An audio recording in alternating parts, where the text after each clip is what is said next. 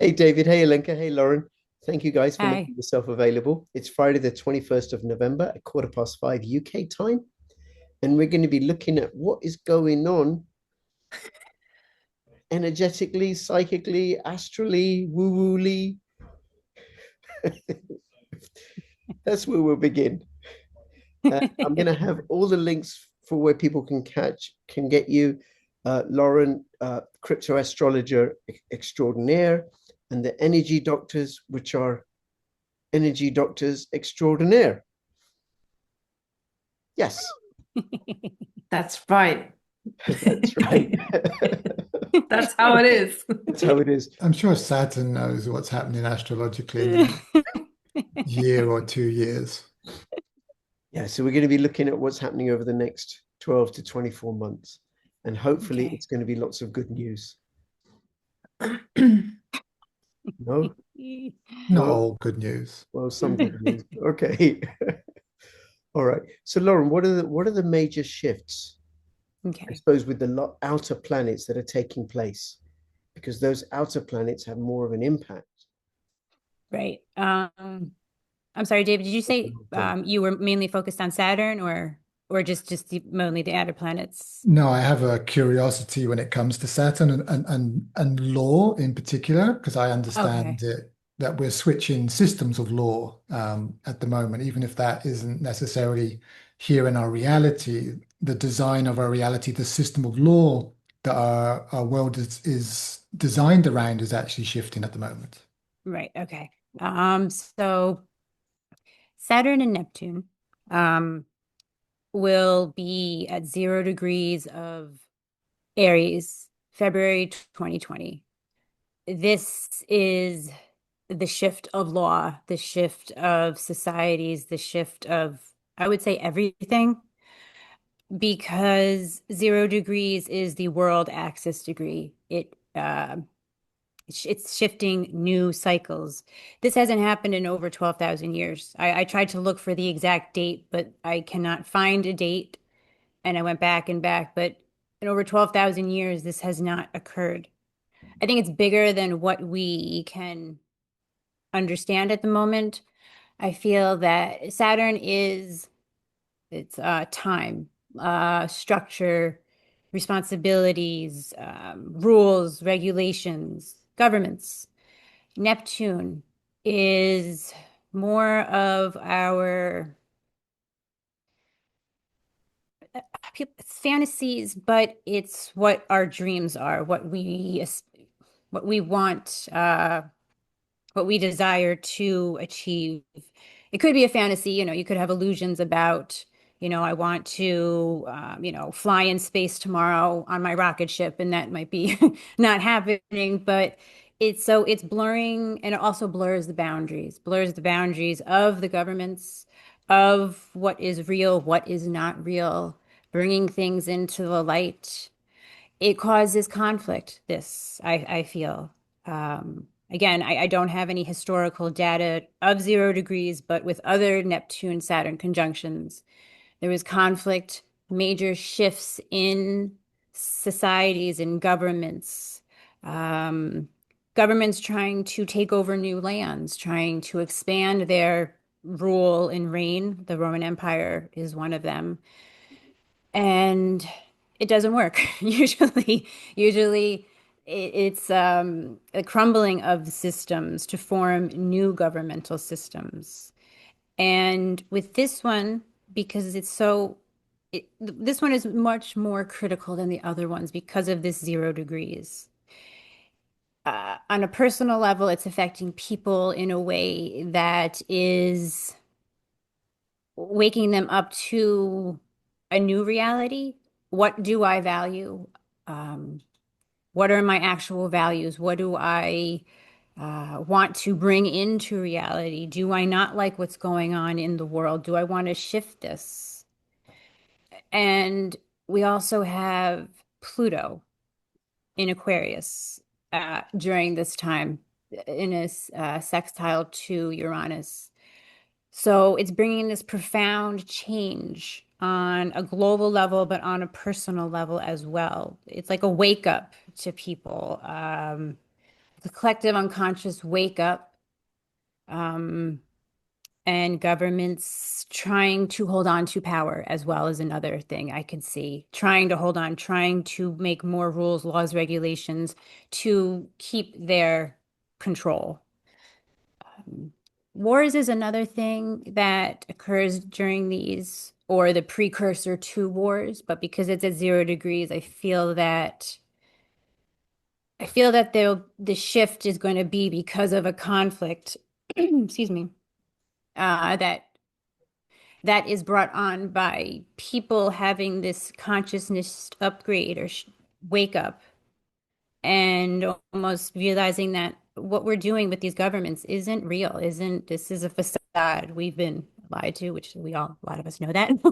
But I feel like it's the people that are going to be standing up for themselves, for the world, for the people of humanity to make this shift. Yeah. Because you have governments and leaders who want to make the change, but I feel like it's the people who are going to do the change of this. David, Alenka, before you come in, so what you're just to encapsulate, so that Saturn and Neptune move into the 0 degrees of Aries. Aries is all about action. Saturn is about laws and structure. Neptune, dreams, mysticism, ambition, and put it together. So then there's going to be new structures that are mystical and dreamy and ambitious. It's more like dissolving these old structures. Dissolving the old current structures, and the old Yeah. current structures, certainly in the West, that we have is increasing authoritarianism, digital ID, loss of privacy, censorship, getting people fighting each other, more conflict, strip mining the European and the British population of any wealth or anything, centralization of power. So those structures that are behind those activities are going to disintegrate and fall away, and then the people are going to put something else in place. Is that a fair summation of what you said? Yes, yes. And something else I would do want to add to that is it could get more intense as we get into February. Once February comes, I don't feel like it's going to be, okay, government's down and there's a new system. It's going to be it's going to be a process, but we're in these energies of this change. So just want to clarify that. And I can get how it'd be a process, because Saturn and Neptune are slow moving planets. Right, yes. And I just want to say something about astrology for people, right? Which is, you may be watching this thinking, what is this? What is this hocus pocus bunkum? What are you talking about? Or you may already be sold about astrology, or you may be curious. And I would recommend, at the very least, be curious. The fact that myself and Lauren were curious about Bitcoin, so we're willing to take a look at it versus just dismissing it out of hand. Or I'm curious about home education, so I was willing to take a look at it. So I would invite people to be curious. And from my understanding of it and my experience of it in the last few years, astrology is a hidden, forgotten science. And it works. I suppose it makes sense from a holistic model. It doesn't make sense from a Western Cartesian model, where the only thing that matters is something that is solid, because it ignores the force of energy. It ignores the effect of energy. And astrology is all about how different bodies are energetic bodies and shape the energetic field that we are all in. Would that be a crude explanation of? Perfect. Perfectly said. Good. And just to say, Lauren's done some readings on me, which have been quite a bit accurate, and she's done some political readings as well, which have also been uncannily accurate. Okay. Can I ask a question about? Please. So that's the period that begins in February. It happens in February, but I would say, excuse me, we're starting to see it now. January, I would say it's really going to start to intensify, because Neptune will move into Aquarius January 26th. Okay. So, because I'm curious, because when's Pisces? Pisces is, I don't know the dates when we have Pisces next year. March It's about February the 20th. Yeah, I'm sorry. Yeah, February For about 21st a to month. March I know 21st. because I'm Pisces. Okay. And is anything curious happening in that period? February. Yes, actually. A solar eclipse in February 17th in Aquarius at 28 degrees.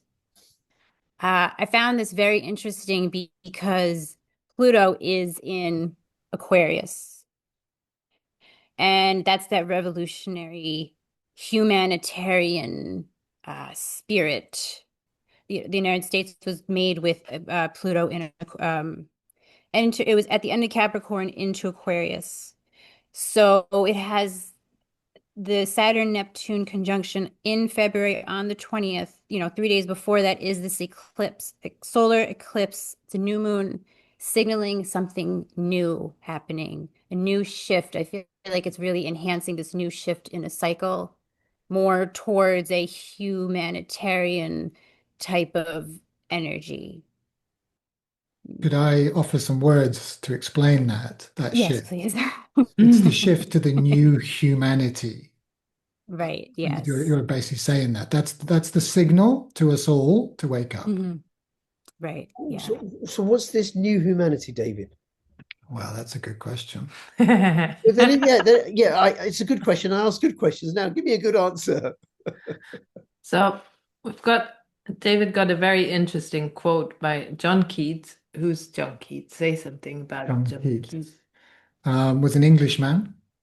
He lived in the early 1800s. He died sadly at the age of 25. He was one of the most famous English poets. And he wrote a letter, I think it was in 2015, you wanted to say something? 2015? I know. What? Don't He think wrote a letter in 2015? I got the wrong century. In 1815. He wrote a letter to his two brothers in which he wrote about this thing called negative capability. And this is something that I find quite fitting right now. We basically talked about this in our other like chats that we had about this, like coming to one center, like clearing one's stuff, like because it all comes from inside of. Whenever I get annoyed, well, why am I annoyed? It's here where I get the answer. So we touched on that before, I'm quite sure, but this quote or this quote by John Keats makes it beautifully, like it points just beautifully to it, and it gives it that name, negative capability. So So what we're really talking about with the new human, the journey for the human is to transcend one's own fear. Mm. So it's to be able to live beyond the confines and the constraints of experiencing fear. Doesn't matter the cause is irrelevant. You could say the cause isn't irrelevant, but then you immediately become a victim of something else. If one doesn't seize that the fear is mine, then one becomes a victim of whatever it is that is causing the fear, if it's external to you. So John Keats describes negative capability as the ability to remain in uncertainties, mysteries, doubts, without any irritable reaching after fact and reason. So these words will remain really important during this period of time. Negative capability is about a life of sensations rather than of thoughts. So this describes the switch that we're going through rather exactly.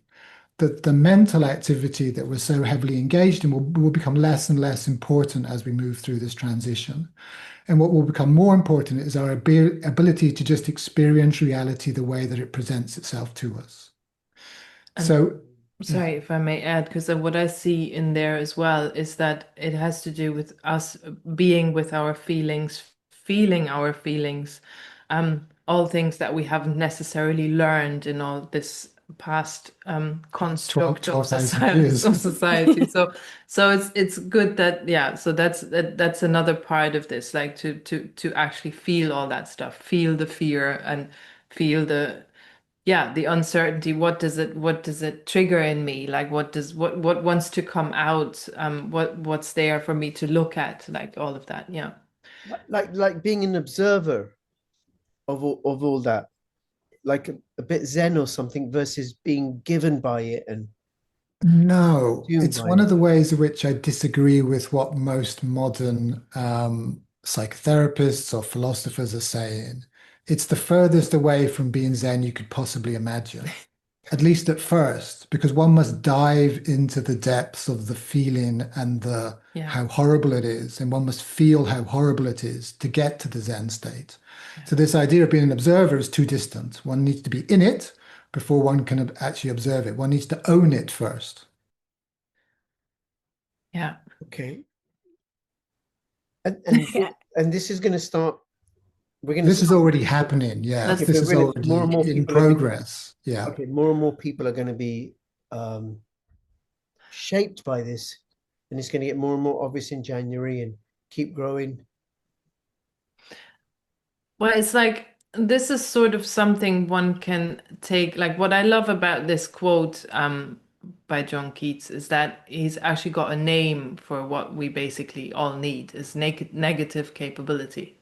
Like we got to be capable of holding all of that, like holding our own yeah, how do we react to uncertainties? How do we live through the mysteries, the doubts and everything without going out and like starting a fight and like whatever, hitting someone on the head because that hasn't served us for this all this time. So we might as well change it. So it's yeah, it's more like a state of being that is good to be in.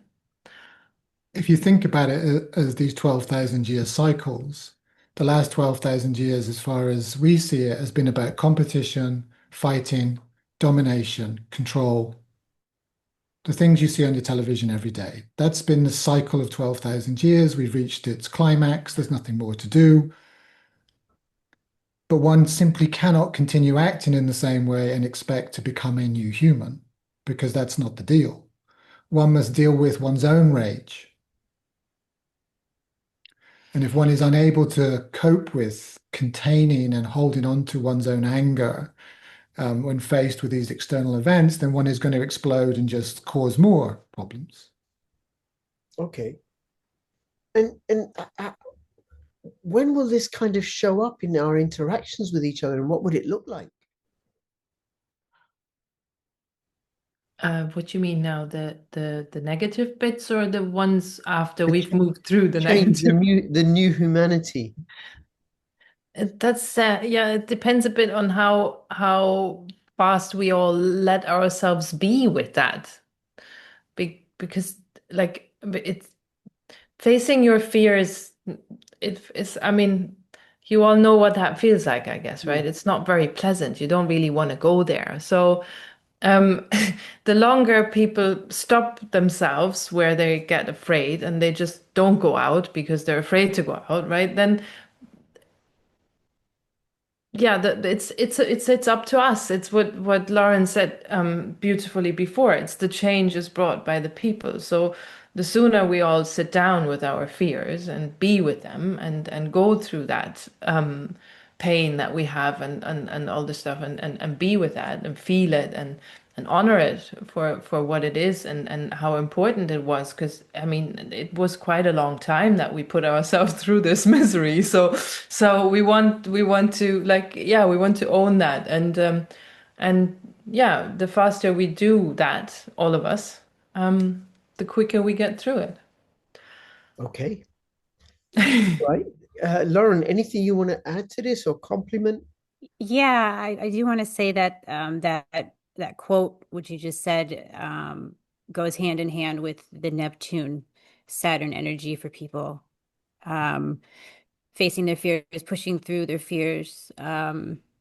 Fears can sometimes be things we make up in our head or hold on to in our head that are not real. So it's pushing through them in the face of chaos and just pushing through them to let them go, to release them, to become more whole, to to release that energy, to to ascend, raise your consciousness, to be, I don't say better human, but to ascend, raise your consciousness, and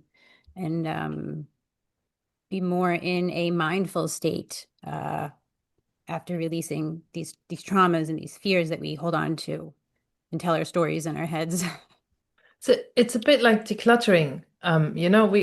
We make space for the new energies by sitting with the old, right? And letting go of it. So then once we've created that space for the new, then we can receive the love and the light and everything, like more divine energies coming through. Like that's all happening through that. So it's a bit like a decluttering process, actually. Yeah, Yeah. very much so. Yeah. Okay. So this period, Saturn and Neptune conjunct Aries 0 degrees is going to be for about 2 years, right? Is that Saturn will stay in the sign of Aries for about 2.5 years. They'll be at 0 degrees for, I want to say a good like month or two, but those energies will persist. And because Saturn is in the same sign as Neptune, those 2.5 years will have that energy with us. right? And then what's so special about 0 degrees? Is it that it's a change for because you've gone from 29 degrees or 30 degrees? Is there such a thing as 30 degrees or is it zero? 29 and goes to 0 degrees. Yeah. Okay. That you're now in a new sign. So you've gone from Pisces and now you've tipped over into Aries. So it's a different energetic flavor. Right. Right. And what's so important about the 0 degrees, it's like this, they call this world axis degree, but it's signifying a new cycle, changing cycles on a massive scale. Right. Cycle, when I was looking all this stuff up, there's the Julian period of time, and then I forget what year it is, then it goes to Gregorian. So think of something like that, going from one time period to another, changing of a cycle of humanity, of governments, of uh, living, you name it, changing. Everything, yeah. Yeah, everything, yes. Everything. Yes. Yes. Yes. Yeah. Yes. It is now in a new sign. Okay, so I can get that's why 0 degrees is so important. And then what about and I said earlier that because these are slow moving planets, the effects take time to roll out, or they roll out over a long, long period because they're so slow moving. Whereas Mercury, with its 21-day cycle or something like that, something silly or ridiculous like that, it's really, really quick. And I may have got that wrong, whether it's 21 days, so but it's quick. Um, then what about Jupiter and Uranus? Because how will they be? What will they be up to over this period? Just to go back to really quickly, around March 20th, maybe the very beginning of March, Neptune and Saturn will not be exactly next to each other any further. But still, that energy will keep going on. I would say for the 2.5 period of time when Saturn is in Neptune. Jupiter and Uranus. Oh.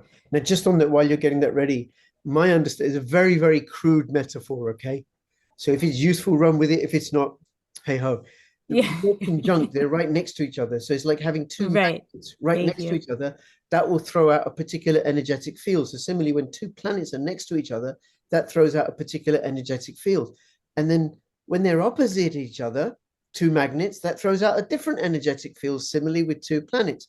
And when they're sextile to each other, what is it? They're at 60 degrees to each other or something. Right. So it's a 60 degrees. I would say they get along very nicely together. They're having a good conversation. They get along. They're happy. Conjunction, like their energies are merging. A trine is also positive. It's also a good conversation. It's a little bit more dynamic, positive conversation, we'll say. Opposition is when they don't agree whatsoever. And a square would be they're arguing, but there is the ability to get past the argument and make an agreement of some sort. Okay, so February 13th, Saturn will enter into Aries. So this is Saturn and Neptune conjunction. Now, what's very interesting that the positive humanitarian aspect of us, our consciousness is evolving. Pluto in a positive conversation to Neptune. Pluto will be in a fantastic conversation with Uranus. So there's this little triangle here with Uranus, Saturn, Neptune, and Pluto. Hmm. Very sudden downloads, sudden breakthroughs, sudden consciousness upgrades. But I want to say more of like a download, like aha moments, breakthroughs. Could be breakthroughs in, health or just different breakthroughs in the world to help people for a positive reason, or breakthroughs with people having these aha moments about different conflicts and different things that are going on that are not necessary or that do need to change. But it's positive energy helping to give people the reinforcements that they need. It's going to be okay. This chaos is going to be okay. We're going to get through it and it's going to be better. It's like the light at the end of the tunnel, bringing people together, bringing humanity together in a way that I don't think that we've experienced, because this hasn't happened either in a very long time, this configuration.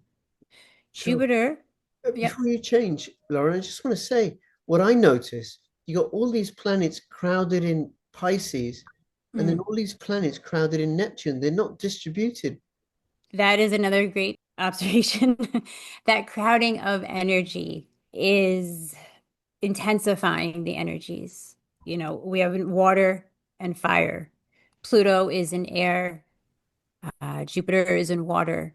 Uranus is the only thing that is grounding people to Earth, because it's only Earth energy. So we have this chaotic, emotional, quick moving things, events happening one after the other, people's emotions releasing, people stunned, shocked. But Uranus is that sudden breakthrough, that sudden grounding that people will need to shift the events in a way that I think is very profound for people.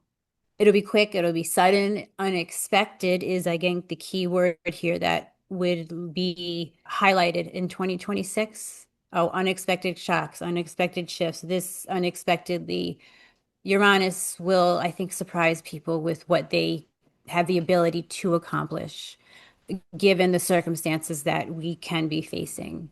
In the midst of chaos, pushing through, letting go of that negative emotions, feelings, and thoughts to have those sudden breakthroughs and help to create a new humanity.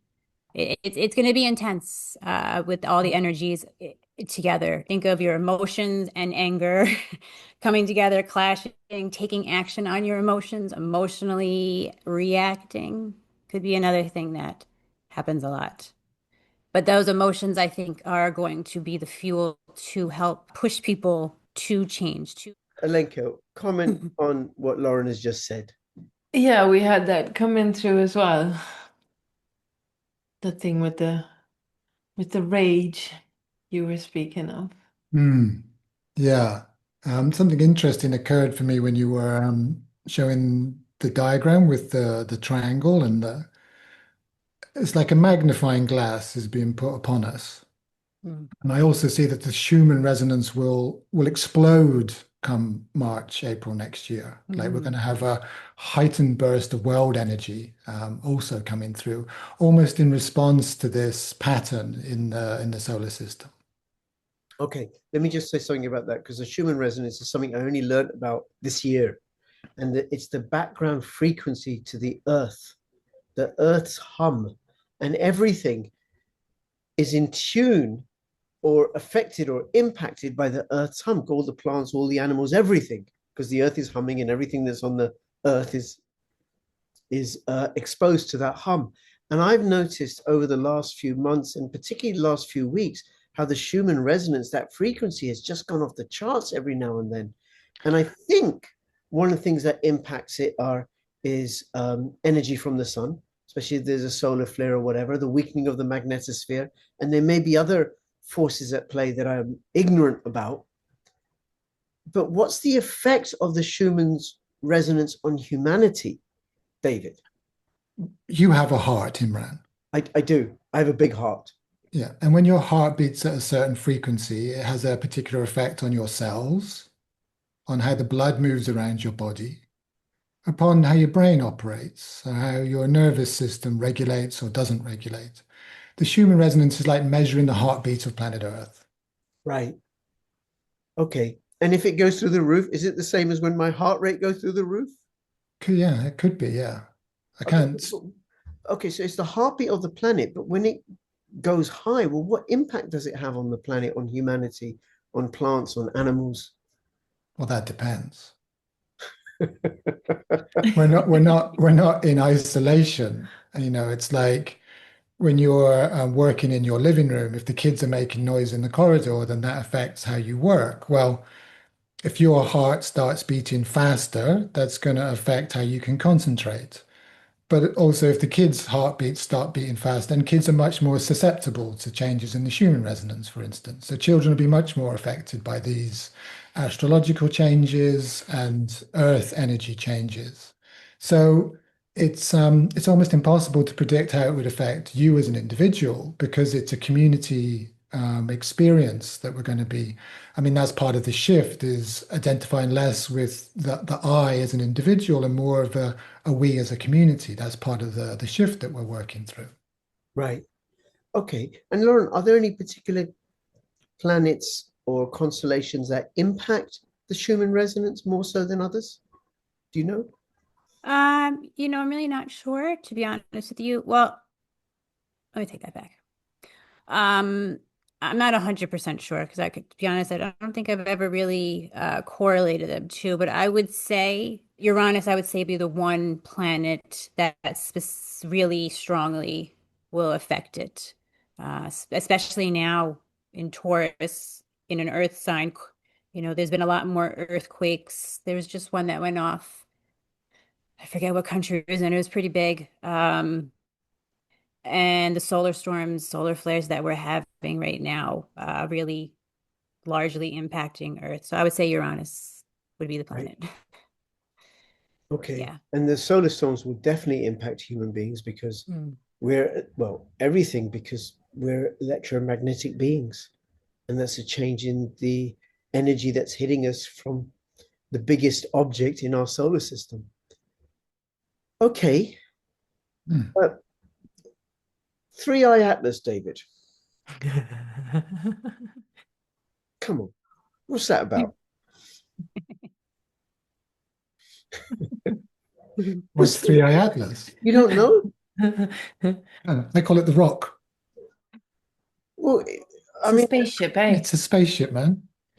yes, it's an object traveling through the solar system, behaving in a way that no known object has ever done. Like, for example, from some of the stuff I've listened to, it has an antitail. Now, for people who are watching, what is an antitail? Well, if you have a comet, this is the comet, the body of the comet, and this is the tail behind, and the sun is over here. So the tail is always away from the sun.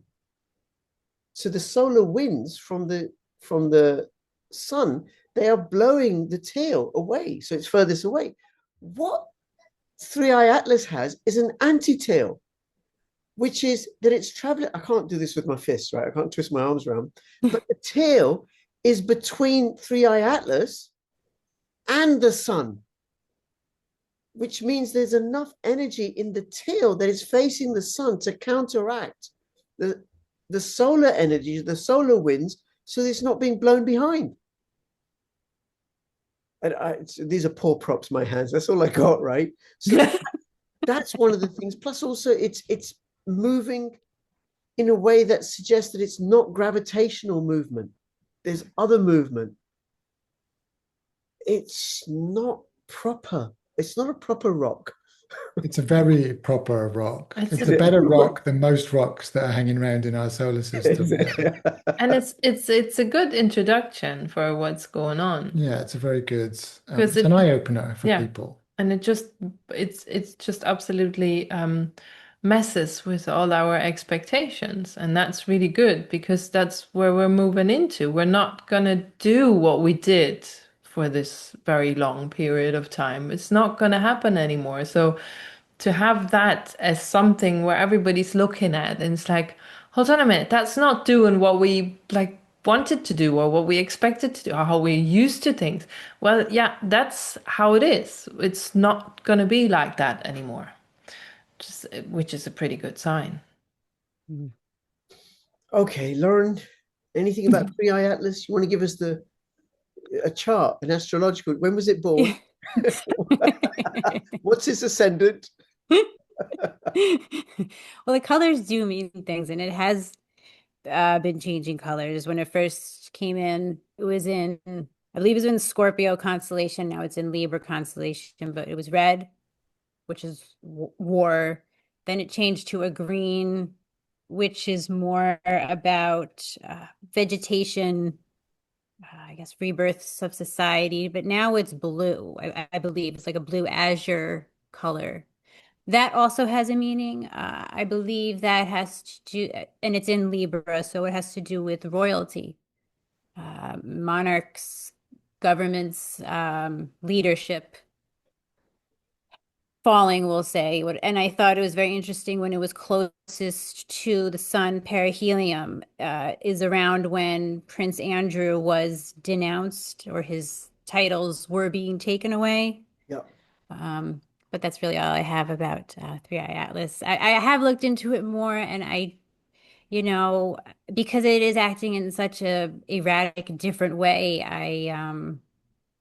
I'm not as strong on comets, and I feel that because it's so different, it is going to energetically influence us differently because it's in our solar system. And that could be also part of this whole entire change. Like you said, it's different. We've never seen this before. And energetically, it could also be right on time with the Neptune Saturn conjunction. Maybe this is also part of this cycling shifts that, okay, this energy is coming in, helping to start a shift in a way. That's just a theory. I don't know for sure. Well, one of the things I think that may explain how come it's appeared now, because it's coming from a far away in the galaxy, very, very far away, from a point where there was a signal picked up from that same point in the galaxy.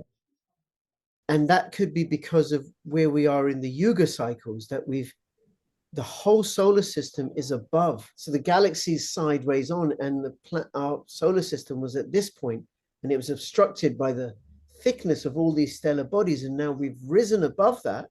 The whole solar system is above this thick edge of this galaxy. So we're being exposed to energies from outer space in a way that we weren't before, which will bring about a change, as all three of you have argued, and I'm discovering.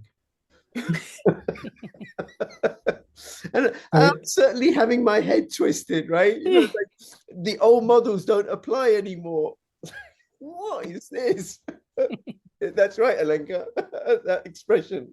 What are we going to do now? What are we going to do now? All right. So, David, tell us more that we haven't already covered that you see as coming out. Yeah. Okay. So the message I'm channeling.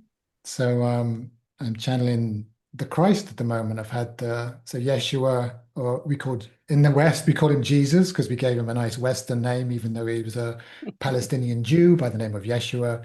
He channeled the Christ. And so he was called Jesus the Christ, but it's not unique to him that he could channel the Christ. That's where it's available to all of us to imbibe the energies of love and dynamism and beauty and light. That's our birthright.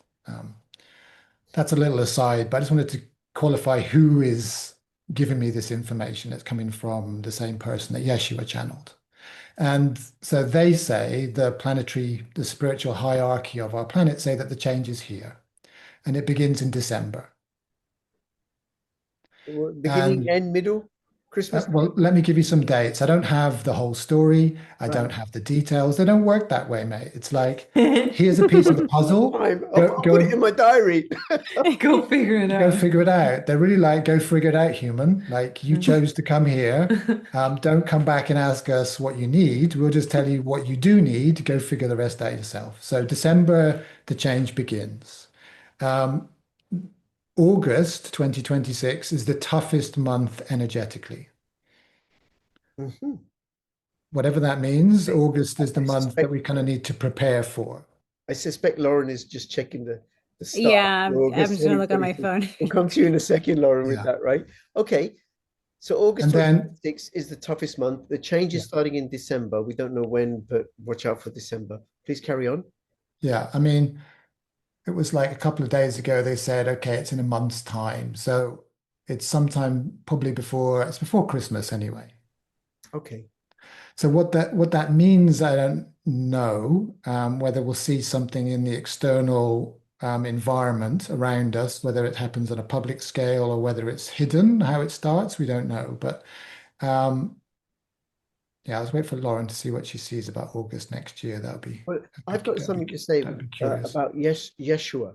Yeah. So, David, a mutual friend of ours, his wife was talking to me about manifestation and how Yeshua, she was using the Western name Jesus.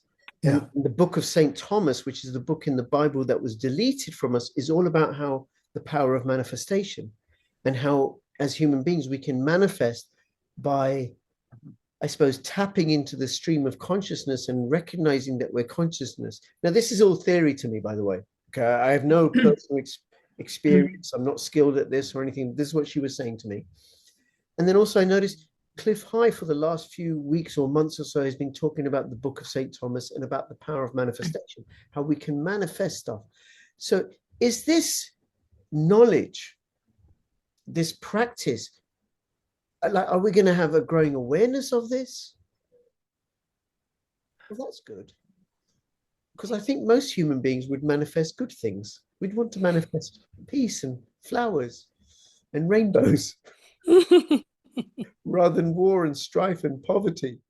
Want to say, do you have anything to say to add to what I said about the power of manifestation becoming more manifest? Not really. I think you said it all there. Okay, We're just going to manifest the power of manifestation. That's a good start. good Yeah. start, isn't it? Yeah. Lauren? Okay, so August, we have eclipses. Twice a year, there's eclipse periods. August is one of them. There's a solar eclipse in Leo and a lunar eclipse in Pisces. And the North Node is also leaving and entering into the sign of Aquarius. And the South Node will be in the sign of Leo. The eclipses that are happening, when you have a South Node eclipse, that is very challenging. Eclipses, their effects last for about the 6 months afterwards, and they're very, very powerful energetically, astrologically. I know this much. Yes, when it's a North Node eclipse, a lunar eclipse, it's usually more of a positive tone.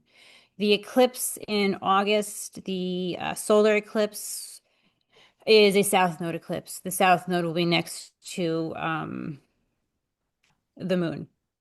And at some point the South Node is going to oppose Pluto, and the North Node will obviously be next to Pluto, but South Node opposite to Pluto, that is like telling us we need to change course, big time. Like it's a course correction, course change that will likely be very difficult. Big changes. It's like we're being forced to let go of what is no longer working. Pluto's been doing that already. Governments changes and societies, but now it's like go time. Like whatever we're still holding on to, macro and microly, it's like, okay, now if you're not going to let it go, I am going to take it away from you, whether you want it to be taken away or not. And that could be on a personal level, or, a global level, but very powerful, actually, I would say. Yes. All right. Well, thank you. David, is there anything that we can do or should do to prepare or to deal with all of this? Depends if you live in a zone where there's reasonably a possibility of having volcanic or earthquake activity. Okay. And I assume if you live in a zone like that, move elsewhere. But Potent isn't it the case that given what's happening, that volcanoes and earthquakes could happen anyway? Because the other thing that I haven't mentioned is that the Earth's crust is also expanding. So we have an expanding Earth. So then, well, we'll have earthquakes anywhere, possibly. Possibly. That could happen. Just so Well, you I'd know, say I just want to say It, that it depends what you look hold on a as. second, David. Just so you know that people can find my work on Podbean, bit.ly/CryptoRich Podbean, and silences don't work very well on podcasts. right. Okay, then. I was gonna say, because Lauren had shared so wonderfully about August and the astrology there, and the I see that as like, I mean, we've had a few wake up calls basically for people, right? I mean, there's a lot going on. So, and August is sort of, I see that as the last chance. It's basically like you're either gonna poof, poof, wake up now, or as you said, right? It's just then it's just finished, sort of like Yeah. I'm gonna take the ice cream away because you're not having it. I mean, that wasn't a good example with the ice No, cream, that's a but perfect example. yeah, okay. Think of a 3-year-old who's just dropped their ice cream face down on the gravel. That's the look that some people are going to have come next August. Oh yeah. Wow. Okay. Yeah. Okay. And well, what I would say, I would recommend is people check out the energy doctors, because you do a lot of work and you train people in this particular modality. And also, please check out Lauren. And I'll have the links for both of them in the description below. And go have an astrological reading and a crypto astrology reading, because she does that as well. Anything either of you want to say before we finish up? Yeah, like I was saying, the astrology, I'd recommend thinking about where you live if you live in a seismic area. That's the best. That's the only advice I have for anybody. Yeah, if well, it's that no, it's a bad joke. There's the big volcano in Naples. If they would start evacuating now, then maybe they can even evacuate the city. Well, it's because actually it's not, you cannot evacuate the city if anything happens. But if they start now, then it might work. They'll get out in time. Just start moving now. That might actually, yeah. It's it's an interesting feeling there in the city, though. It's very interesting, but because it is still active, and it's expected to have a breakout. Wasn't But there rumbling? Was there rumblings there, or maybe there was another Pompeii, another volcano in Italy that was starting to make some movement? I don't there's know which one.